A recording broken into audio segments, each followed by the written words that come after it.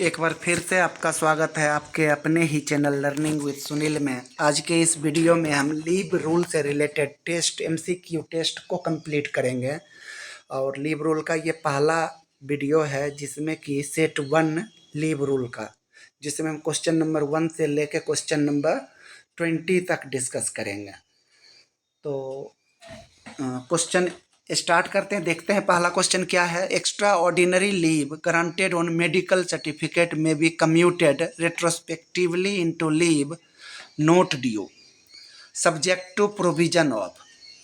अब कहता है कि एक्स्ट्रा ऑर्डिनरी लीव किसी एम्प्लाई को मेडिकल सर्टिफिकेट पे दिया गया जो कि कम्यूट हो सकता है लीव नोट ड्यू में, सब्जेक्ट टू प्रोविजन ऑफ। तो अब ये क्या कह रहा है, तो पूछ रहा है क्वेश्चन कि ये जो बोला गया बात, ये लाइन स्टेटमेंट जो बोला गया कि कम्यूटेशन किया जा सकता है extraordinary leave with medical certificate को कम्यूटेड लीव में, लीव नोट ड्यू में। सो ये किस रूल के अंतर्गत आता है? तो रूल की अगर हम बात करें, यहाँ कुछ रूल दिया हुआ है 30, 31, 28, 29, इसमें से कौन सा होगा? तो एक बार हम शॉर्ट में आपको कुछ चीज़ें डिस्कस कर देते हैं, जैसे कि लीव के टाइप्स, ये सेक्शन 2 में डिफाइंड है। लीव रूल में टोटल 2 सेक्शन है, अगर कभी सेक्शन पूछ दे तो 2 सेक्शन है। फर्स्ट सेक्शन में अथॉरिटी को डिस्कस किया गया है कि कौन सा लीव देने का राइट किसको है, और सेक्शन 2 में टाइप्स ऑफ लीव को बताया गया है। तो अगर हम बात करें टाइप्स ऑफ लीव क्या क्या होते हैं, तो रेगुलर लीव जो है EL earn leave, earn leave normally किसी डिपार्टमेंट में एम्प्लाई को 30 मिलते हैं, 1 साल के 30 मिलते हैं, और ये 2 भागों में मिलते हैं, 1 जनवरी को 15 और 1 जुलाई को 15। जैसे ही एम्प्लाई ज्वाइन करता है तो पहले 6 महीने का उसको 15 EL क्रेडिट हो जाते हैं। उसी तरीके से HPL हाफ पे लीव, इसमें इस लीव को लेने पे हाफ पे मिलता है और हाफ लीव में काउंट होगा। HPL इसको बोलते हैं। ये 5 और 5 HPL भी क्रेडिट होते हैं, 10 और 10 HPL हाफ में और सेकेंड हाफ में 10 HPL। इसी तरीके से कुछ और लीव भी होते हैं, जैसे कि study leave, maternity leave, extraordinary leave, commuted leave, ये सभी लीव के टाइप्स हैं। तो अब अगर हम बात करें कि कौन सा लीव किस रूल के अंतर्गत आता है, तो सबसे पहले देखिए अर्न लीव की अगर बात करें तो अर्न लीव रूल नंबर 26 में लीव रूल के 26 CCS लीव रूल 1972 के रूल नंबर 26 में अर्न लीव को लिखा गया है। 27 में अर्न लीव के क्रेडिट के बारे में डिस्कशन किया गया है कि कैसे क्रेडिट होगा। जो नियम मैंने बताया आपको कि 1 जुलाई को आधा पोर्शन और 1 जनवरी को आधा पोर्शन ऑफ जितना एलिजिबिलिटी है उसका आधा क्रेडिट हो जाता है, एडवांस क्रेडिट हो जाता है। वेकेशनल डिपार्टमेंट के एम्प्लाई को 5 दिन और 5 दिन 10 EL मिलते हैं, तो 5 मिलेगा 1 जनवरी को, 5 मिलेगा 1 जुलाई को। तो ये डिस्कशन हमें मिलता है रूल नंबर 27 में, क्रेडिट ऑफ अर्न लीव। और वेकेशनल डिपार्टमेंट को जो लीव मिलते हैं कैसे मिलेंगे, कितने मिलेंगे, वो डिस्कशन है रूल नंबर 28 में। रूल नंबर 29 की बात करें तो इसमें HPL से रिलेटेड डिस्कशन किया गया है। और रूल नंबर 30 की बात करें तो ये कम्यूटेड लीव के बारे में बताया गया है। रूल नंबर 31 के बारे में बात करें तो लीव नोट ड्यू के बारे में बताया गया है। और रूल नंबर 32 की बात करें तो एक्स्ट्रा ऑर्डिनरी लीव के बारे में बताया गया है। बोलिए एक बार फिर से रिपीट करें। Rule number 26 earn leave, credit of earn leave 27, vacational department को earn leave 28, HPL 29, commuted leave 30, leave not due 31, extraordinary leave 32। Hope कि आपको याद रहेगा। इससे यह इतना ही इम्पोर्टेंट है, रूल नंबर 26 से 32 तक इतना ही इम्पोर्टेंट है। तो अब बात करते हैं ये क्वेश्चन क्या कह रहा है। क्या ये क्वेश्चन एक्स्ट्रा ऑर्डिनरी लीव के बारे में पूछ रहा है, तब तो 32 होना चाहिए, रूल 32 एक्स्ट्रा ऑर्डिनरी लीव। क्या ये क्वेश्चन लीव नोट ड्यू के बारे में बोल रहा है, तब तो ये 31 रूल होना चाहिए, है ना। लेकिन नहीं, क्वेश्चन को जब आप पढ़िएगा तो क्वेश्चन क्या कर रहा है, extraordinary leave medical ground पे जो लिया गया उसको लीव नोट ड्यू में कन्वर्ट करना है, कम्यूट करना है। तो ये कम्यूटेशन के बारे में बताया गया है rule number 30। So correct answer is rule 30। Next question, EOL is granted to government servant only.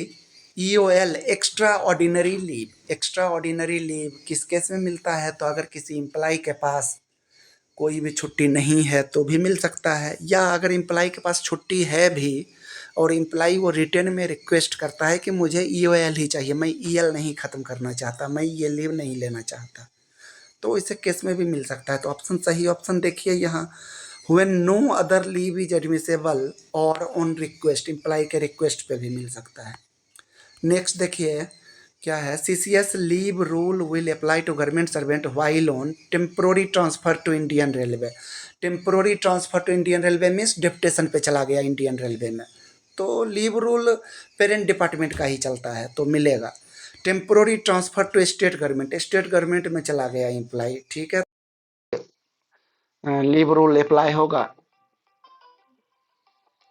Next देखिए,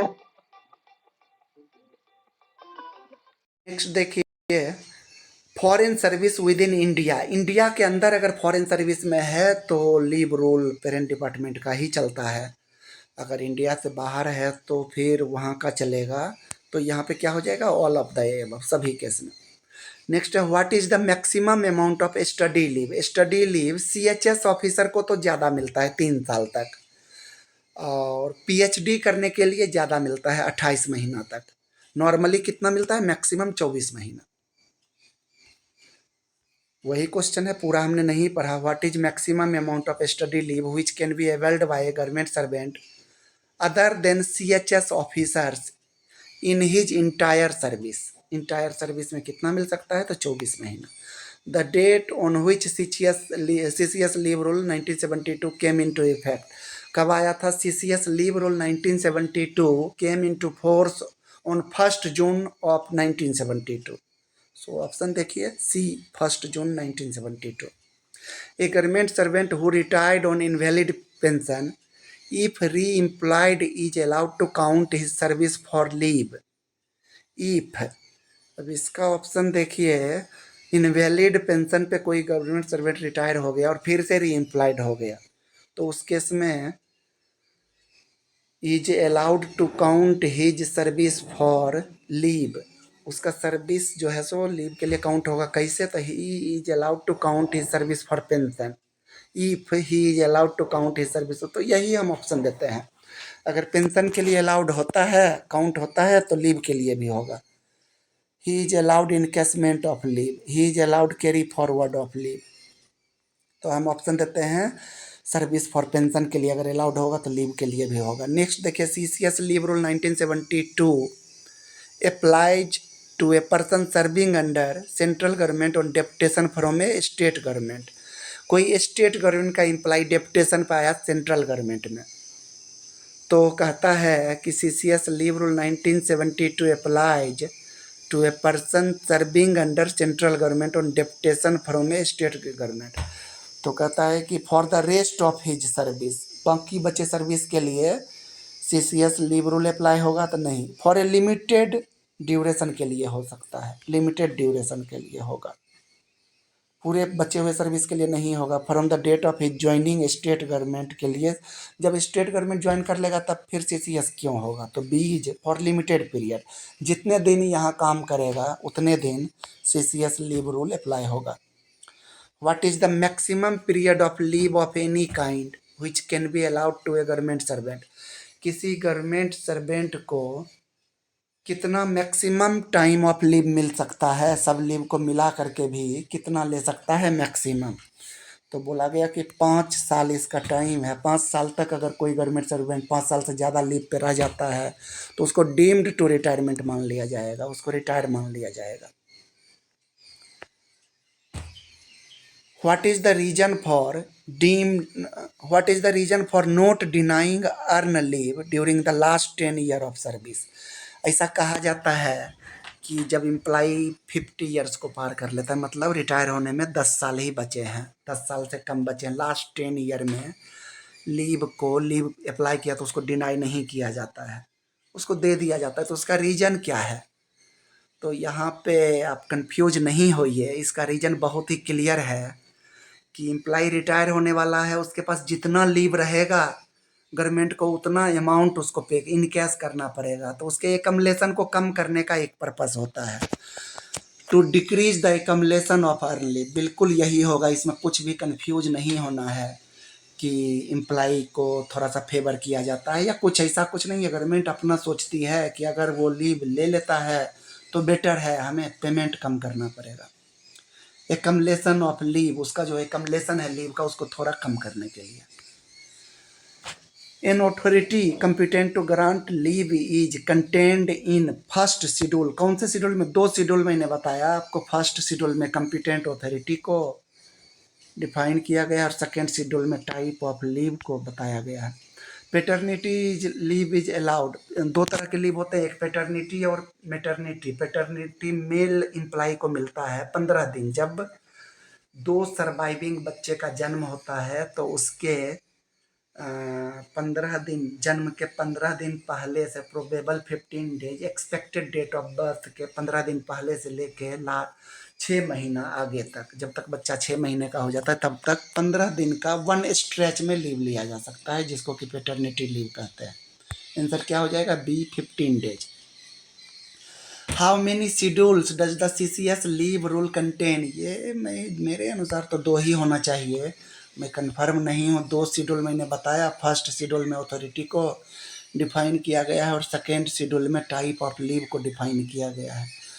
encashment of earn leave up to 10 days at the time of availing LTC is permitted. LTC के series में हमने कई एक बार discuss किया है इसको। LTC जब भी ओकेजन LTC लेने का आएगा तो 10 दिन के लीव EL को आप इनकैश कर सकते हैं। Provided a balance of 10 days of EL is available at the credit of A government. Condition क्या है कि गवर्नमेंट के अकाउंट में कम से कम 30 दिन का EL बचा होना चाहिए। सपोज कीजिए किसी एम्प्लाई को 35 EL उसके अकाउंट में है और वो LTC लेना चाहता है, होम LTC लेना चाहता है और 10 EL इनकैश करना चाह रहा है, तो होगा क्या? उसको 10 EL नहीं मिलेगा, जबकि रूल है कि LTC के समय 10 EL मिलना चाहिए। 10 EL जैसे ही इनकैश किया जाएगा तो उसके अकाउंट में सिर्फ 25 बचेंगे। Date is not as per rule. Rule क्या कहता है? 30 डेज EL बैलेंस में रहना चाहिए। सो डेट स्पेसिफिक केस में सिर्फ और सिर्फ 5 दिन ही EL मिलेगा। EL can be combined with, देखिए इसमें क्लियर है कि CL जो होता है ना, CL कैजुअल लीव, ये रेगुलर टाइप का लीव नहीं है, तो इसका कम्बिनेशन किसी और लीव के साथ नहीं होता है। तो ऑप्शन में आप देखिए जहाँ जहाँ कैजुअल लीव है वो नहीं होगा, ऑप्शन EL के साथ नहीं कंबाइन हो सकता।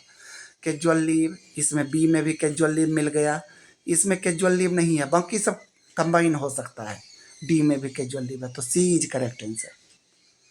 CCS leave rule 1972 is not applicable to, किसको एप्लीकेबल नहीं होगा? तो यहाँ से देखिए, person appointed to civil service, civil service जो अपॉइंट हुआ एप्लीकेबल होगा।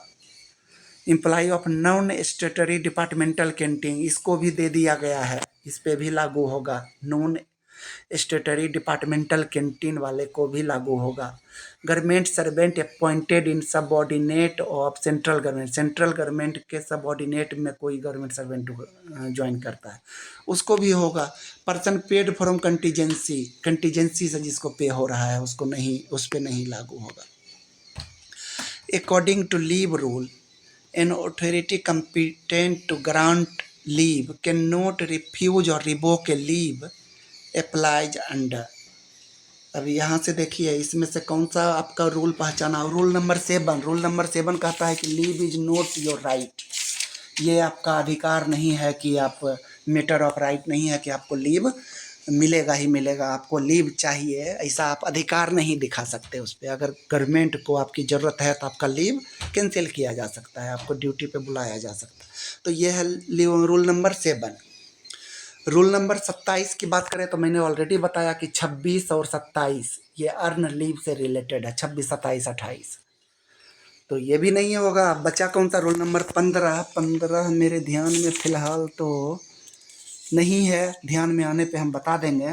रोल नंबर 20 जो है वो मेडिकल सर्टिफिकेट से रिलेटेड है। अगर मेडिकल सर्टिफिकेट लगा के मेडिकल डिजेबिलिटी बता करके कोई लीव अप्लाई करता है तो उसका लीव कैंसिल नहीं हो सकता, रिफ्यूज नहीं हो सकता। So rule number 20 is correct answer. आगे आइए, the word vacation department according to the definition of leave rule means. Vacation department किसको कहते हैं? Department which works during vacation, a department to which regular vacations are allowed. This one is correct. Leave rule के संदर्भ में इसको define करना है। तो ऐसा डिपार्टमेंट जहाँ रेगुलर वेकेशन दिया जाता है एम्प्लाई को, जैसे कि नवोदय विद्यालय, केंद्रीय विद्यालय और भी स्टेट के स्कूल, इसमें क्या होता है? वेकेशन होते हैं, समर वेकेशन, विंटर वेकेशन, और एम्प्लाई को भी वेकेशन होता है। तो ऐसे डिपार्टमेंट को हम लोग क्या कहते हैं? वेकेशनल डिपार्टमेंट कहते हैं। ऐसे डिपार्टमेंट के एम्प्लाई को 30 EL नहीं मिलता, उनको सिर्फ 5 और 5 10 EL मिलते हैं। What is the maximum number of days of EL date can be held at credit by government servant. Government servant के क्रेडिट में कितना मैक्सिमम जमा हो सकता है EL? तो इसका लिमिट है 300 डेज। 300 डेज से ज़्यादा अगर होता है ना तो वो एक्सपायर हो जाएगा, लैप्स हो जाएगा। रिटायरमेंट के समय 300 डेज तक ही EL इनकेस हो सकता है। सो यहाँ भी आंसर 300 डेज होगा। A government servant's claim to leave is regulated by the rules in force at the time of the leave is। अब गवर्नमेंट सर्वेंट क्लेम जो होता है, लीव लिया, एबल करके आया और उसका क्लेम किया, तो कब अप्लीकेबल होगा? जब वो अप्लाई किया और ग्रांट हुआ उस समय के बेस पे, या डेबिटेड टू द लीव, जब लीव डेबिट किया ऑफिस के एम्प्लाई ने, UDC ने या OS ने, जब सर्विस बुक में डेबिट किया उस समय के अनुसार। जैसे कि मान लीजिए मैंने 5 दिन का EL लिया, तो मेरे अकाउंट में EL है ही नहीं, मैंने अप्लाई किया था 2 महीना पहले, उस समय नहीं था। तो क्या होना चाहिए? अप्लाई किया उस समय देखा जाएगा अकाउंट में है या नहीं, नहीं तो विदाउट पे कर दिया जाएगा, ऐसा होगा। तो मेरे ख्याल से ये क्या होना चाहिए? जिस समय एबल किया गया उस समय के अनुसार होना चाहिए, उस समय के अनुसार ये कैलकुलेशन होना चाहिए। जब एबल किया एम्प्लाई, जब वो लीव को लिया उस समय अकाउंट में था या नहीं, ये देखना चाहिए। चलिए यहाँ पे गूगल शीट में हम एक बार नाम भर दें। ठीक है, नेक्स्ट आते हैं। Completed years of service according to CCS leave rule means continuous service under central government including period spent on duty but not counting leave। नहीं, लीव को भी काउंट किया जाएगा। Continuous service under central government including service in state government. अब यहाँ पे कहता है कि एक्स्ट्रा ऑर्डिनरी लीव को छोड़कर उसको कंप्लीटेड ईयर में नहीं माना जाएगा। अब इसमें तो मैं भी कंफ्यूज हूँ, या तो बी होगा आंसर या डी होगा।